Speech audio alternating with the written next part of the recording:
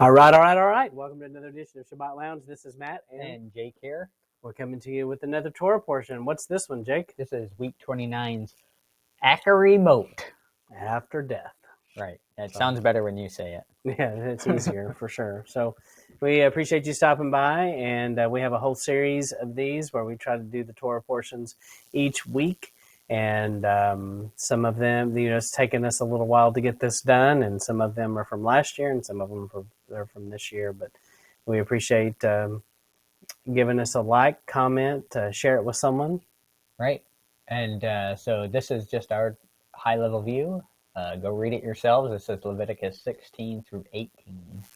So, yep, check it out. And so here we go. So, Jake, what did I put transfer in here? What do you think I did that? I mean, that sounds like only a question you can answer, Matt. Because it talks about laying hands on this goat. Yes. And so, transferring the sin. Right. So this is talking about the portion where they have the two goats. Now we need to double transfer. Start over.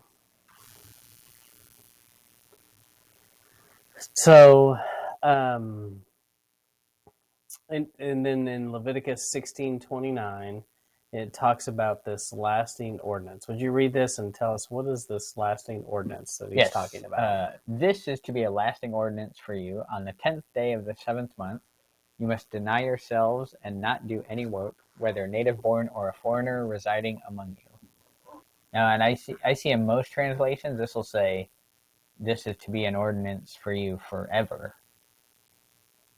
So this lasting ordinance, lasting is typically translated forever. Yes, and when we were looking this up just a second ago, that's in the King James, I think is what we saw that does say forever. Right. And it's also native-born or a foreigner residing among you. So this is, so this isn't, you can't get out of it by saying I'm not Israel. Yeah. It's like, okay, it's everybody who wants to be tied into this group of believers. Yeah. And so at the beginning of 16, this is where you have the two goats, and that's why I put the loading thing up there before. Right. And they've got two goats, and one is released for Azazel, and the other lot. So basically, you cast lots on these goats, and it says, Aaron shall bring the goat upon which Yahuwah's lot fell and offer him for a sin offering. But the goat on which the lot fell for Azazel shall be presented alive before Yahuwah to make atonement with him, and to let Azazel go into the wilderness. Right. So, and this is what's typically known as the scapegoat. The scapegoat, yep. So, and the text doesn't say this, but didn't, if I'm not mistaken, didn't at some point they tied a ribbon on it or something and it always came back a certain color? And then I think this is I don't know if it's in the Talmud, but it's at least Jewish principle, Jewish historical information that that's the case. And then also when Messiah dies, I think there's a tie-in with that where the ribbon always came back the wrong color, or the goat wasn't supposed to return but did, that kind of thing. Yeah, there's definitely some things there that are interesting, and if you've never checked them out, you should check it out and look into a little bit more. Who's Azazel? What's that about? And there may even be some entity that is connected to. So it's kind of kind of strange, kind of a head scratcher. Yeah. Exactly, trying to figure out what it means, but this part is not a head scratcher, and This is why we're talking about it, because it clearly does say that this is something you're supposed to do forever. It's not a one-time deal, and so this is the Day of Atonement, and then part of the Fall Festival. Right. So this would be in Matt. You're saying Fall Festival, but it says the 7th month. Isn't that July? Yes. Well, and in a modern Roman kind of calendar, correct? But Yahuwah's calendar is different, right? So we won't go into that here. And if you've never looked at that, you should look at that. Right. So, not what you think, maybe. Right. So, as we continue the rotating plate, the 7th month and the 10th day afflict your souls. What does this mean? What does this mean? It sounds like something bad. It sounds ominous for sure. It doesn't sound like It doesn't sound Go like have a party. You're going to be real successful standing on the street corner yelling at people in a megaphone saying, "Afflict your souls." Ooh, maybe not in that voice. But yes.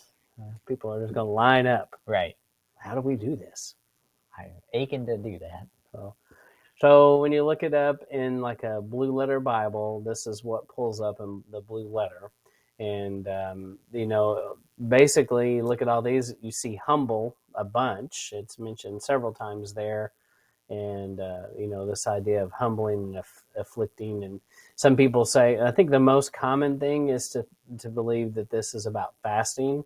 I say, if you want to fast this day, do that. If it means you wear sackcloth ashes and you mourn or spend your day praying, I just think there's probably lots of things you could do here that would fall under humbling yourself. Right. Being on your knees, being on your face. I mean, that to me all seems to fit. Right. It's and you got to kind of look at what's this day pointing to, and that kind of puts it in perspective of what you're to do on this day. Yeah. When it's pointing to, the return of Messiah and Judgment Day, it's going to be a very humbling experience for people, and people are going to be on their knees, and you're going to be it's going to be a sad time and a exciting time. It's kind of got that duality to it. But in our flesh, it's going to be a very scary and sad time because of all the people that you may know and love that are being judged and not following you into the millennium, Well, and just quite simply about, that scripture about we should all work out our salvation with fear and trembling. Right. And, he picks and decides, and he is the judge. And, you should be a little apprehensive about this event. Yeah. I don't think you should walk in and be like, "Oh man, I'm this. good. I got nothing." Yeah. You're not going to find anything on me. Like, really? Wow. Yeah. So I think that's why, is because it's make sure you're good. Make sure Messiah is covering you. Yes. And then I also thought about the scripture in Isaiah 42:3, a bruised reed he will not break, and a smoldering wick he will not snuff out. In faithfulness he will bring forth justice. And, that's just the idea of being bowed down and being humbled. There's just so many scriptures that talk about the difference of how he hates pride, right? And he wants people to be humble. I mean, this is what he wants, right? So, and I think people always go to the fasting thing because most of the time when people are humbling themselves or afflicting themselves in Scripture, they do it through fasting, but it's not necessarily what it's saying to do. Yeah. And then the one other thing I would say about it is and as to why people go with fasting is there's places in Scripture where it says on the day of fasting. Yeah. And this is the only, if you might call it, required fast. You know what I mean? Yeah. And in reality, is it very hard to do this day and fast? No. Right. Especially if you work and you get busy at work, and if you do the sundown to sundown like we do, I mean, it just you're sleeping at sundown for half you of get it. to eat. Yeah, you sleep for half of it. Yeah. And so it's not that hard. Right. This says I save my 12-hour sleep day for that. Yes. So it's one of those things where, but definitely we are commanded to do this. It's not an option. Right. And if you got the diabetes, eat something for crying out loud. I mean, it's you're not going to be sinning by eating something if you got the diabetes. Yeah. Yeah, if you have to do that. It's not about taking trips to the hospital. No. So, and then there's some rules about what to eat and what not to eat. And so if you see this going down, say you're driving down the road in Texas and you see this, well, you may be in a zoo or something. I was gonna say only several times have I done that Yes. since I've been in Texas. Or you just paid $100 a car to drive through this place, right? And they're probably not real excited about this if this is happening, because there's been a bad breach. thing. It's gone Jurassic Park here. Yeah, but you're not supposed to eat another animal that is attacked and mauled by another animal. Right. You don't eat things that have died of themselves or have been killed by some other animal. Mm-hmm. So, which in general, that's good practice. Yeah, I mean, those things aren't that appetizing, and that's not a hard thing to follow. So, and then we've got this supposed to be a picture of a grapevine, Leviticus 18:5. Live by my standards and obey my rules, and you will have life through them. I am Yahweh. It made me think of this. Jake, will you read this one? If you obey my commandments, you will live in my love. I have obeyed my Father's commandments, and in that way I live in his love. And very similar. Mm-hmm. And it's this idea of, being attached to, being the vine. And so that's exactly what I thought of, is when we talked about I am the vine. So, we want to abide in that. And very similar. And then you get into these, and there's lots of rules, Jake, here. Lots of rules. And all about sex. Wait a minute. I can't be forced to do all these rules? Yes. What do you mean? And so that's not love. So these are, so we just talked about this and how, what did you say? You said something about relating to your neighbor. Right. So the rule is love your neighbor. Mm-hmm. Right? That's the only commandments now. Love God and love your neighbor, right? Yeah. So what does it mean to love your neighbor? Well, what if it's easy, right? So we talked about this. It's easy when it says do not murder. Yes. Right? We know that's not loving, right? And a culture would say that many of these things are not loving, right? But what if you were in a different culture? You might need to be told these things to realize that's not love. So, well, and the culture we live in does seem to be headed to a place where it's like, that is love. I'm just loving. What people. do you fly your rainbow flag and love everybody? Yeah, just make the love. So, but it clearly tells us there are rules to this, and if you don't define like what you were saying, then how did you define love your neighbor? It's just like whatever you decide that means at the time. Right. And I don't think it can work that way. Right. It makes it very subjective. Yeah. When I don't think Yah intends us to decide what love is. So we'll go through these real quick.